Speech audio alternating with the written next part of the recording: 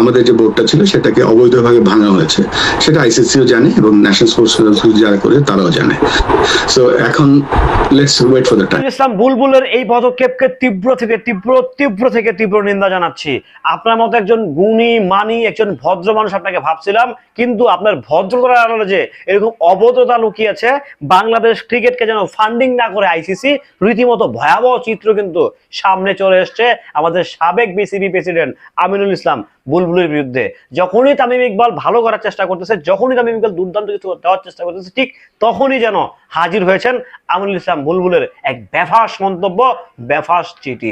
Hello everyone, আসসালামু আলাইকুম। শিমুল আছি আপনাদের সঙ্গে। আমিনুল ইসলাম বুলবুল, যিনি মানে একদম সফল একজন ব্যক্তিত্ব, তাকে আমরা ক্রিকেটের প্রেসিডেন্ট হিসাবে একদম বেশ ভালোভাবে সাপোর্ট দিছি। ইভেন আমি নিজেও কিন্তু আমিনুল ইসলাম বুলবুলের সঙ্গে অনেকবার কথা বলার সুযোগ হয়েছে, সেদিকে যেতে চাই না। বাট আমার কথা হচ্ছে যে আমিনুল ইসলাম বুলবুলের পাশে 20 কোটি জনগণ ছিল, যে আমিনুল ইসলাম বুলবুলকে প্রেসিডেন্ট হিসেবে রাইট নাও এখন কেউ দেখতে চায়, বা আজকের পর থেকে কেউ দেখবে না।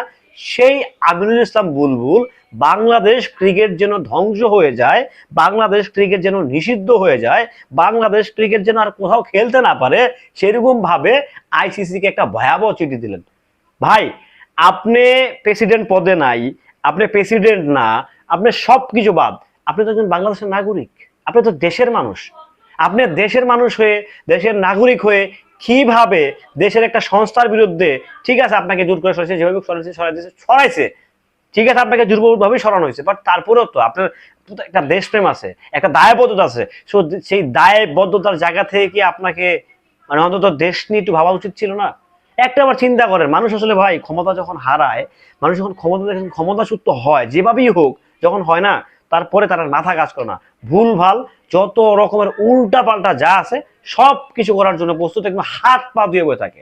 মোট কথা, আমিনুল ইসলাম বুলবুলের কাছ থেকে এরকম একটা বাজে সিচুয়েশন, একটা বাজে ডিসিশন, এটা তো আমি একজন অডিয়েন্স কিংবা আমি একজন ক্রিকেট প্রেমী হিসাবে এটা আমি কখনোই অ্যাকসেপ্ট কিংবা আশাই করতে পারিনি। অ্যাকসেপ্ট তো দূরের ব্যাপার, মানে উনি যে বাংলাদেশ ক্রিকেটকে ফান্ডিং দিতে নিষেধ করেছে আইসিসি কে, এটা তো খুব ভয়াবহ একটা ব্যাপার স্যাপার ভাই, অতি ভয়াবহ ব্যাপার স্যাপার।